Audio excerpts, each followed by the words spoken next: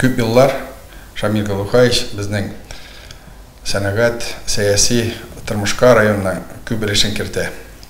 Ул инде җитәкче буларак та безнең Зуйев нефтяной компанияның генераль директоры булып эшли. Шул вакытта ул Дәүләт совет депутаты безнең күп өлеш керә аның основной эш буенча да, анардан башка инде менә үрнәк әйтәсе килә.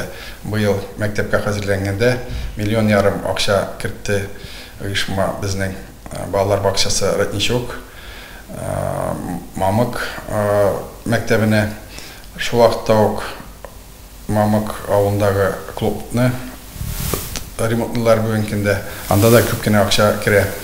Шуның өчен бөтен район халкы исеменнән, балалар исеменнән, әти-әниләр исеменнән зур рәхмәтләр әйтәсе килә Шамил Галухаевичка.